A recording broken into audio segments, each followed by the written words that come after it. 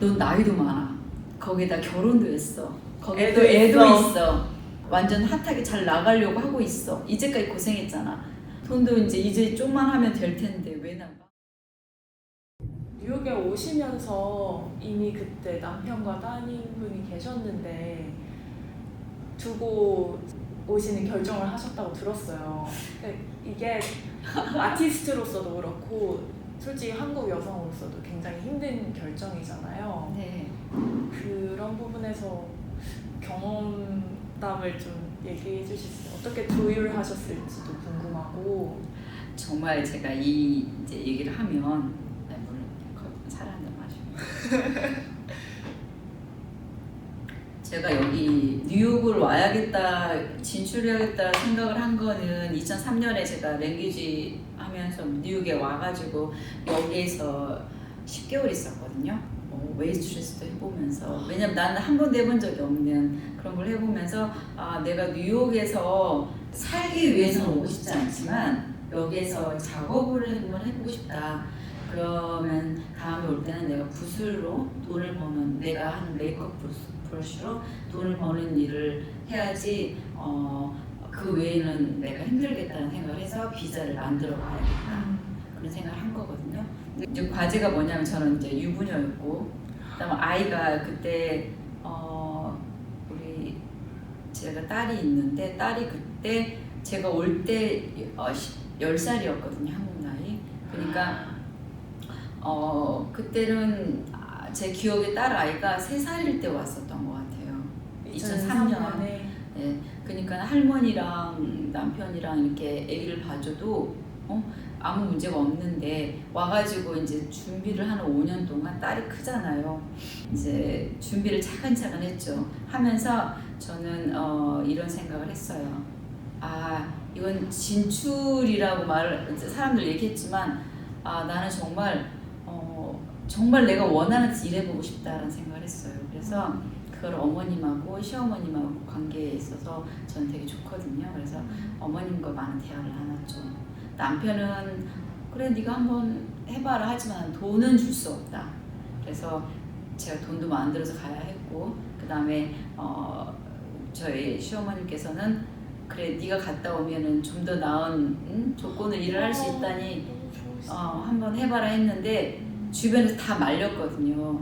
정말 아무도 저한테 가라고 한 사람이 없었어요. 왜냐하면 첫 번째, 넌 유부녀다. 두 번째, 너는 애가 있다.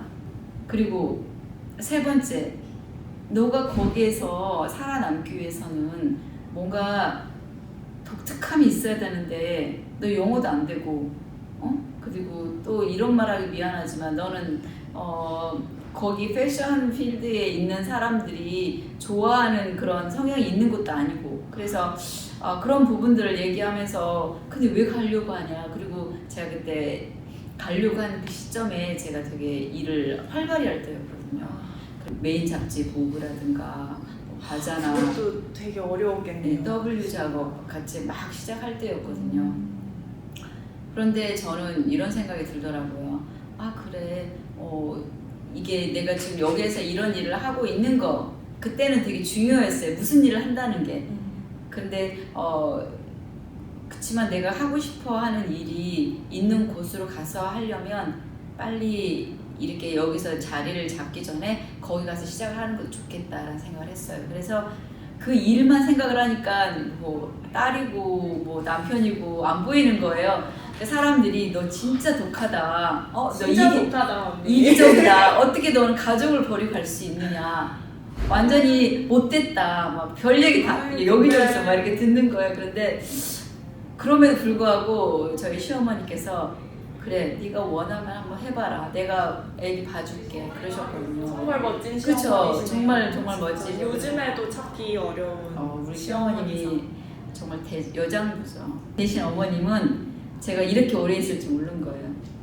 그냥 뭐 전에 1년, 10개월 갔다 왔으니까 그 정도로 생각하신 거예요. 그런데 그리고 이제 가서 11년이 될 줄이야. 그렇죠. 그렇게 됐는데 아무튼 근데 어머님의 그런 지원을 받아서 이렇게 정신적인 지원을 받아서 제가 온 거죠. 와가지고 있으면서 결혼을 생활 유지하기가 힘들었던 이유 중에 하나는 이제 제가 돈을 못 버니까 여기서는 아시다시피 크레딧을 쌓고 내가 고정적인 클라이언트가 있기 전에는 여기는 생활하는 생활비도 많이 드니까 너무 힘들잖아요. 그리고 아티스트 비자도 유지하기 위해서 드는 비용, 저는 이제 아티스트 비자 한번 이렇게 받고 왔잖아요. 와서 1년 리뉴하고 그 다음에 저는 바로 영주권을 받았거든요. 그러니까 굉장히 이렇게 빨랐어요, 순환이. 영주권도 비용이 엄청 들죠. 그쵸. 근데 저는 4년 안에 영주권을 받은 거예요. 어떻게 그렇게 빨리 받으셨어요? 그니까요. 그래서 대단하시다 진짜. 그러니까는 뭐 아티스트 비자 3년이잖아요. 네. 그래서 받고 왔잖아요. 그리고 1년을 연장을 했어요. 그 1년 연장하면서 영주권을 집어넣었거든요. 근데 영주권이 연장한 기간보다 영주권이 더 빨리 나왔어요. 준비해서 늦춰면 3개월만 나와가지고. 그러니까 저같이 그런 경우는 많지는 않다고 하더라고요. 못 봤어요. 정말 운도 너무 잘 따라주신 그러니까 케이스고. 저는 그러니까 운이 이게 타이밍도 그때 정권도 그렇고. 네, 오바마 정권 때라서 훨씬 좋고. 그래서 그러니까 일을 할 수 있게 모든 것들이 저에게는 다 이렇게 펼쳐져 있어. 아스팔트 길이 펼치듯이. 그러니까 저만 잘하면 되는 거였어요. 대신 돈을 못 버니까 너무 힘든 거예요. 남편이 막 너무 힘들어하면서 잘 싸우죠. 많이 싸웠어요. 그런데 어느 순간 제가 6년 만에 이제 에이전시를 받았거든요. 가졌거든요. 여기 들어와서 2016년에 제가 사인을 했어요. 그 전에는 에이전시 없이 일했죠. 그러니까 모델들은 오자마자 바로 에이전시를 네. 갖고서 하잖아요. 근데 우리는 에이전시 들어가기가 너무 힘든 거예요. 왜냐면 에이전시는요, 상품 가치가 있어야 쓰니까 아티스트를. 근데 모델들은 이 자체가 상품이잖아요. 그렇죠? 근데 저희들은 제가 돈을 벌 수 있는 클라이언트를 끌고 와야만 그게 넣어주는 거예요.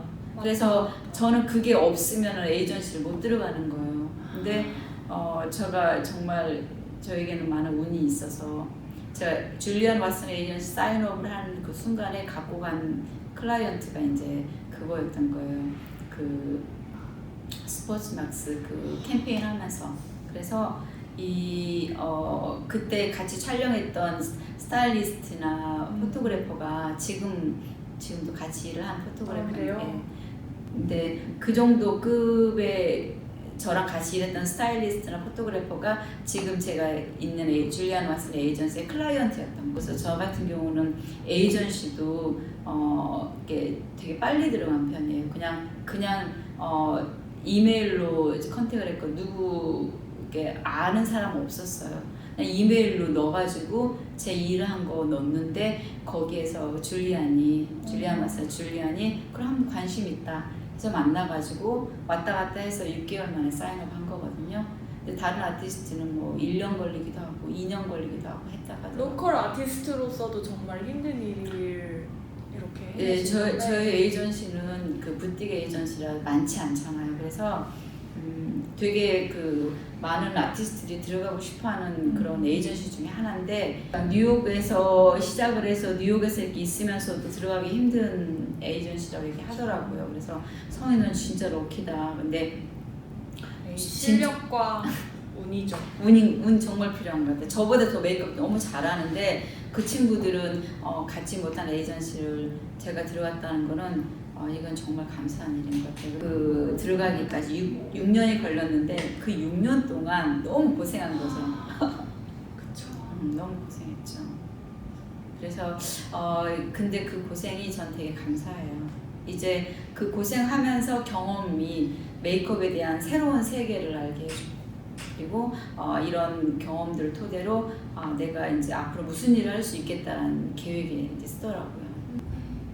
정말 저도 오기 전에 한국에서 다 노만 들었어요. 외곽 이거 가서 뭐하게 맞아. 자기도 정말 많이 들었고 왜냐면 이게 말하자면 19살, 18 막 한참 막 그때 온 게 아니니까. 그쵸. 26대 왔나? 그리고 사실 와서도 바로 풀린 케이스도 아니고 계속 정말 원하고 희망하고 열심히 하려고 하면 되는 것 같아요. 왜냐면 나도 여기 온 게 네. 한국 나이 마흔.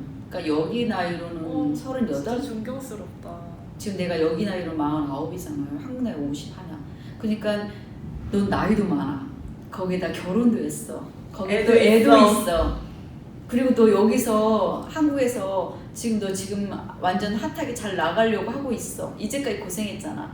근데 돈도 이제 좀만 하면 될 텐데 왜 나가? 막 그러고 했거든요. 그런데 이때 아니면 안 될 것 같다는 그런 나의 이런 생각들이 있었어요. 근데 그게 되게 그때 내가 결단을 잘한 것 같아요. 그때 왔기 때문에 이렇게 술술 풀리지 않았나 그런 생각들이 들어요. 후회가 전혀 없어요. 전 후회는 진짜 없어요. 아, 내 인생에 있어서 고등학교 때 내가 나와 스스로 다짐한 게 있는데 그랬어야 했는데란 말 하지 않는 삶을 사는 게 그렇게 살자. 뭐뭐 했었어야 했는데 그런 거는 내 인생에서 후회되는 일이니까 그런 말을 하는 내 삶을 살지 말자라고 다짐을 했거든요. 그래서 근데 다짐대로 되는 건 아니잖아요. 그런데 그렇게 생각을 하고 노력을 하니까 되는 것 같아요. 후회 없어요. 단 한 번. 너무 멋있어요. 아유, 항상 이렇게 칭찬해 주니. 언니랑 사실 안지도 그렇게 많은 해가 되진 않았고, 네, 볼 때마다 머리는 항상 바뀌시는 건 기본이고 옷 스타일도 정말 항상 바뀌시는데 그것도 진짜 흥미로워요. 그러게요. 제가 머리에 이렇게 좀 예민한 편이긴 해요. 저는 메이크업 아티스트인데도 헤어스타일에 대해서 되게 예민하고 솔직히 제 얼굴에 메이크업 화장은 잘 안 하죠. 맞아요. 화장은 또 잘 안 하세요. 그게 되게 노력을 했어요. 메이크업 아티스트니까 뭔가 사람들하고 있을 때 화장을 내 전문인 메이크업을 해서 저 사람들에게 뭔가 이렇게 프리뷰를 해줘야겠다. 그치. 그래야 된다고 생각을 하는데 그 미에 대한 개념이 사람마다 있듯이 저에 대한 미의 개념은 제가 생각하고 있는 메이크업이나 그런 미는 이게 머리에서 발끝까지 전체적인 건 것 같아요. 그래서 제가 얼굴에 이 좁은 내 공간에다가 색깔을 집어넣고 그런 것보다는 이 머리에서 발끝까지 내가 갖고 있는 모든 색이 조화를 이루어지는 것이 메이크업이라고 생각한 것 같아요. 저는. 와, 재밌다. 그래서 저는 그 약간 색을 감지력이 좀 빨라요. 색채학도 전공하셨고. 그래서 색채를 한 것 같아요. 그래서 그 다른 사람들이 이렇게 지나가면서 보는 모든 색들이 정말 우리 주변에는 색을 빼고 생각할 수가 없잖아요. 그런데 제가 항상 생각할 때 이런 색을 내가 내 몸에 갖고 있고 싶다라고 생각을 하면 1년이나 2년 후에 반드시 그게 와요. 빠를 때는 2년 정도 가고 안 그러면은 한 1년. 근데 그래서 제가 색에 민감하다는 걸 알았거든요. 우리가 실습이란 걸 해보고 싶잖아요. 근데 얼굴에다가 이렇게 색을 해봤자 이게 보이지도 않고, 그죠? 입술이나 볼이나 하는 것은 한계가 있잖아요. 그러다 보니까 머리에다 내가 과감하게 이제 주로 해보는 거예요. 이게 내가 내 색을 내 몸에서 표현하고 싶을 때 저는 이 머리에다가 이 매개체로, 근데 그 색만이 아니라 거기에다 스타일을 넣잖아요. 그래서 헤어를 자주 바꿀 수 있는 이유는 이 스타일에 이 머리를 해보고 싶어. 이 스타일에 이 색을 해보고 싶어. 그게 있는 거예요. 그러다 보니까 그런 걸 내 머리에다가 직접을 하면 머리에 맞게 또 옷에 이런 스타일이 같이 가잖아요. 맞아요. 그러니까 자꾸 바뀌는 거예요. 근데 얼굴은 항상 여기에다 많은 걸 집어넣기 요소가 많으니까 얼굴은 항상 이렇게 좀 깔끔하게 있는 거죠. 그래서 많은 걸 넣지 않고 피부 표현 정도로만 하고 그게 이제 전체적으로 보니까 머리에서 발끝까지 내 모든 것을 메이크업을 하다 보니까 진짜 도화지 같은 매력이 있으세요. 근데 잘 아무거나 막 칠할 수 있는 그런 도화지? 동양적인 느낌도 강하신데 거기에 항상 다른 색을 재밌게 매치하시는 것도 너무 매력 있으시고. 관심 있게 봐줘서 너무 고마워요. 아, 저 오늘 메이크업 할 때 되게 신경 쓰였어요. 메이크업 아티스트 만나는데 나 막 마스카라 이런 식으로 하면 어떡하지 했는데. 아 그러니까 이렇게 메이크업 아티스트니까 잘 보일 것 같잖아요. 근데 그렇지 않아요. 그러니까 전체를 보니까 아 오늘 머리에서 발끝까지. 전체를 저는 그것도 정말 남다르신 점인 것 같아요. 그냥 뭐 이렇게 보면은 모르겠어요.